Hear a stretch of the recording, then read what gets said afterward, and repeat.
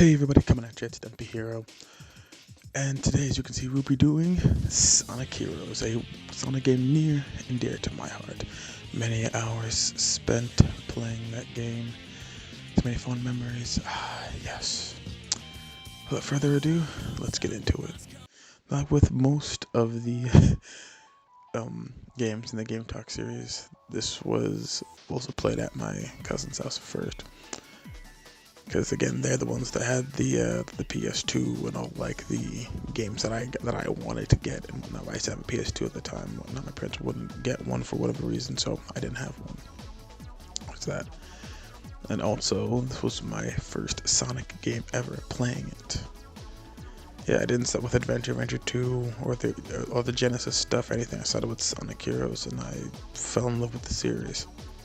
It was just awesome. The gameplay was interesting, the bright colors were there, the music was awesome, everything wrapped around into it really awesome, really cool experience that I just always remember fondly.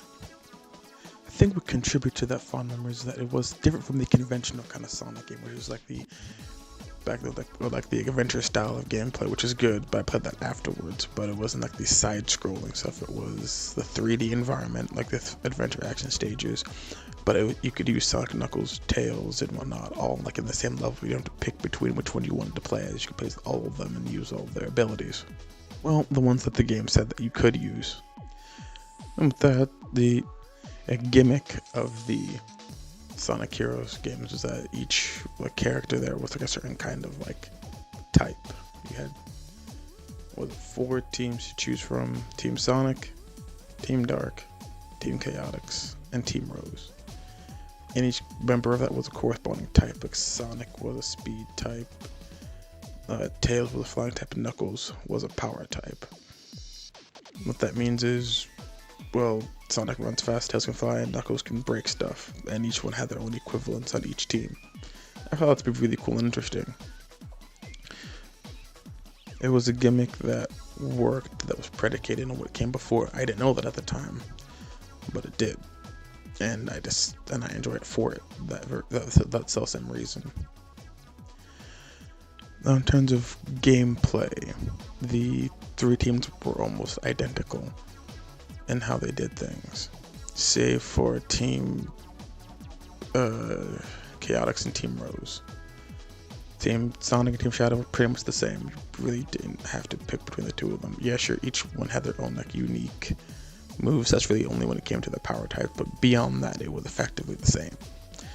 Sonic could stick to walls and use light speed to make tornadoes. Shadow could do the same thing. Tails could fly, shoot dummy rings. Rouge did the same thing. Knuckles and Omega is where things got different, because Omega, E123 Omega, who was introduced in this game, he was a robot built by Eggman, and he wants revenge on his creator. Who didn't see that coming? He uses guns and missiles and rockets and whatnot, as to where Knuckles, hits the ground and uses his fists. That's the only real major difference between the two. Beyond that, there's no real difference. Now, Team Chaotix, there is a difference, because Espio, he can make the tornado, yes, but upon making the tornado, he turns invisible, which separates him from his 2 companions, allows him to move by himself. And he can throw shuriken, because he's a ninja, you see. Charmy can, he's a bee, so he can, sting people. And Vector, he uses bubblegum as a weapon, and fire breath, because he's an alligator, I guess, / dragon. So that's cool. Amy can make the tornado and use her hammer, which I think that's pretty cool. Each B-type person can make a tornado of some kind. They just can. Cream uses cheese as a weapon, and Bake has a fishing pole. Now, since Team Sonic and Duck played the same, I was like, okay, cool, more classic, Sonic-esque gameplay. But with Team Chaotix, it was more mission-based. They could go into these stages and complete certain objectives to complete it, and upon completing the objectives, you would automatically complete the stage. Sometimes you just have to get to the end of the level. Other times you have to destroy a certain number of robots there, or whatever, find a certain number of chow or whatever, that you would complete the stage. And Team Rose was identical to Team Sonic and Team Shadows, but it was more for, as I said, beginner, so it was very easy. Like, very easy. It was very short. Like, the certain sections of levels you just didn't have to do if you were Team Rose. The opposite of that, Team Sonic's was like normal difficulty, and Team Dark's was hard difficulty. To be honest, between normal and hard, I never saw a real difference. Even when I was younger, up until now, I don't really see the point in making the distinction. Nothing was really harder about it. With that, each team actually has like its own like story that it follows. Like Team Sonic's is like, oh, Eggman challenged them to try and stop him conquering the world, so they go and stop him from doing that. Team Darks are trying to find Eggman. Omega wants revenge. Shadow wants answers, and Rouge is helping them out. I guess she wants some kind of treasure or something. Team Chaotix was contacted by a mysterious person to solve like a mystery or a crime to help, free this individual. And Team Rose is trying to find Chocola, a child that was kidnapped, as was illustrated in the intro of Team Rose's. And Amy wants to find Sonic. Oh, and Froggy was kidnapped by the same individual that kidnapped Chocola. From there, nothing, save for the environment gameplay difference that I mentioned, is really different. You go into the stages, you beat them, then you progress. It's nothing really too drastic here, especially between Team Sonic and Team Dark and Team Rose. Speaking of the stages, there are these golden keys, which when I first played, what are these sparkly things? Because in the first act of every stage, if you get a key, take it to the end without getting hit. You can't get hit. If you get hit, then the key is lost, right? You get into a bonus stage. I'm going, this is cool. But in the second act of every zone, stage, whatever, if you get the key to the end, you get a special stage you get for a Chaos Emerald. Yes, the Chaos Emerald stages are back, very much like the Half-Pipe Sonic 2 version of it. Because that's like the most Sonic-esque kind of special stage. Because you're using speed, running fast, jumping, like the platformer. So yeah, that's why they bring it back so frequently. I'm like, yeah, that makes sense. I can get behind it.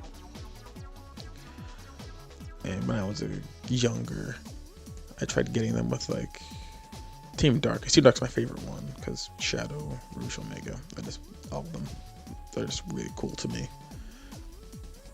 But I don't think they ended up happening my first go through. Probably on my second go around with other teams, I managed to get them all to get to the end. But what I did, I adapted. I didn't care about getting them with any of the teams. When I did the Team Rose playthrough, I just got them all of them. So they were the easiest ones, shortest ones. And their Team Blast allows them to become invincible. Speaking of which, Team Blast is a feature in this. There's a little gauge up top. So the more things you break, the more enemies you kill. Well, there's a little item with the 3 circles for speed, power, and flight. Get that. Then you fill your Team Blast gauge, and when you hit the prerequisite button, it does a screen nuke, which destroys everything on stage and provides a little extra effect left over, the Sonic. For Team Sonic, they get Meteor Smash, so they can just attack a lot of things on screen. Team Dark, time is frozen. Shadow uses Chaos Control. Team Chaotix, they get a bunch of rings because they need money. And for Team Rose, they get a barrier and become invincible because easy mode. For me, I almost never used the Team Blast since I was surrounded by a bunch of tough enemies, which I think a lot of people did. Beyond that, it was in a boss arena where I would just go into flight and keep using the attack, because just attacking will fill that. And sometimes when I was younger, if I was having a really hard time, I'd just stay in a certain spot and just attack until it was filled, go up to him, use Team Blast to do a lot of damage if I was having too much trouble. I know noob strats, but hey, I was new at the game back then. Again, if the bosses weren't too difficult, the Eggman ones were pretty okay. The Egg Hawk is one that, that's the first boss, so they tied it to the first stage, and that was pretty easy. This kind of goes, it fires at you, kind of hovers around. Then your rotary attack is the burn phase, kind of melted down. And in the City Stage Metropolis or whatever it is,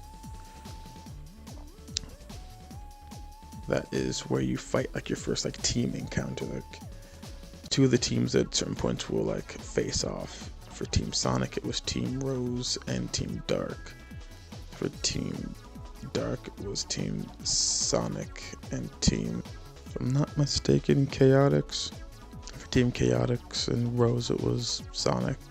For Team Chaotix, it was Team Dark, Team Rose, and for Team Rose, it was Team Sonic and Team Chaotix. The Eggman boss fights, for the most part, aren't really worth writing home about. Most of the boss fights aren't really worth writing home about, because for the character ones, you just spam Tornado and you win for free. If you do anything else, you could use the Axo thing, which is really powerful. But I found that spamming the Tornado near like the top of the screen, and that's effectively all she wrote. Top of the stage. Now, about when you get to like the Grand Canyon stage or whatever, the quote-unquote plot thickens, where it's like, oh, this thing is like an Eggman robot, we have to find the real Eggman or something like that. And then we get a glimpse at who the true villain is what is called Neo Metal Sonic. He's gathering information and data on other kinds of life forms to make himself stronger enough to be able to finally defeat Sonic. So that's to that midpoint, it's kind of all just the same, more of the same stuff. Just go through the action stages, go through the missions for Team Chaotix, and just get the Chaos Emeralds. Then when you get to like the Egg Fleet at the end there, we fight, Eggman one last time. And within the Egg Emperor, pretty cool buff. The only one actually I think worthy of actual notice because of the scenery was really amazing. And they actually brought it back for the DS version of Sonic Generation, so I'm happy about that, if all truth be told. But that aside, it'll be at that point in the game where you'd get the false ending where, oh, we've beaten Eggman, we get to go back to our lives. Yes, no. You didn't get all the Chaos Emeralds. If you did get all the Chaos Emeralds, you got like the true ending, where everyone gathers. Team Chaotix busts out Dr. Eggman and says who locked you up in here and whatnot, replaced with an Eggman robot. It was. And then we see, Metal Sonic, Neo Metal Sonic, like flying above his fleet and then absorbing all like the ships and machinery and whatnot to become Metal Overlord. And then, each team gives Team Sonic a Chaos Emerald, right? Eggman's whether Emerald's plus chance of victory are slim and whatnot, but it's whatever deal. Then here comes the part where you use like all the teams at once. Well, look at a gauntlet. You use Team Rose first, Team Chaotix, and then Team Dark. And it's hitting its weak point for Metal Sonic. It's hitting its weak point until you get it down enough, and then it goes to the next team and the next team. And after that, you get a cutscene, and you see Super Sonic, and then like enhanced Tails and Knuckles because they don't get to go super for whatever reason. And then you fight Metal Overlord, with one of the most amazing songs of any boss battle in the series, in my personal opinion. What I made of it is just so good. Crush 40 as a band is just so good. And I listen to that song to this day. I like it that much. But again, the boss fight in and of itself isn't that hard. Most of the boss fights in this game aren't that difficult. They may be a bit long if you don't know what you're doing, but difficult is a stretch. Because it will turn certain colors where only certain attributes will be effective or ineffective. And it has like these missiles that, or whatever, you caught in them, you be frozen, you get pushed back and whatnot. And because he copied, I guess Shadow's DNA chaoses with thanks to Froggy and Chocola. And then he can freeze time. But beyond that, it's just more tedious. Because you get close enough, you use Team Blast on them, which they get a fancy new Team Blast for this one. Really, all three of them are like radiating with power and the whole speed, power, flight, symbols, and they attack them all at once. And rinse and repeat until dead. Now she needs Super Sonic, so the ring counter is going down. This is the first time playing a Sonic game, but I don't know what that meant. So it said 0, I dropped, and I was like, oh, okay, cool, that's what that means. So do it again. But if you persevere, you will eventually win, and then he falls. Then he goes back to normal Metal Sonic, and he's like, why? Why can't I defeat you? And Sonic, because we're Sonic heroes. And I'm just like, that doesn't make any sense, but okay. So then him, Tails, and Knuckles run off somewhere, and it's like, yeah, and the teams break up and go their separate ways unless you're Team Chaotix, because we're working it together. Well, that's about the end of that. And it's one of my fondest memories. I do still like the game. It's not perfect by any means, because one of my gripes about it is, why is it that, because the whole goal of Team Rose was to get Chocola and Froggy. I guess Amy wanted to find Sonic, so they stuck around. But for the most part, that job was done. So I guess I'm like, I get it, but that's kind of like a flimsy pretext to stick around and go for this danger when your primary objectives were complete, but whatever, I guess. Everyone else I kind of understand a bit more than Team Rose, but beyond that. So I like the game. It's one of my, I want to say favorite Sonic games at this point, but I have fond memories and I do like it. I like the whole being able to switch on the fly between them, the three characters. Each one has their specific roles, and I enjoy the little Team Blast mechanic and the little effects that you get afterwards. Well, that's about all I really have to say on this. But being one of my favorites, it's not really, I don't really have a lot to say beyond just that, because there really isn't much to talk about with Sonic Heroes in my personal opinion. It's one of those weird ones where it's like, it came in just at like the end of people saying Sonic was okay to good, and it kind of got some of that backlash when Sonic became bad, so people retroactively say that this isn't a good game. So pick your poison. I still think it's a good game. I don't like to judge it based on what came afterwards, because during this point it was still fine, it was still good. But at any rate, thank you all for listening, and I'll see you guys next time.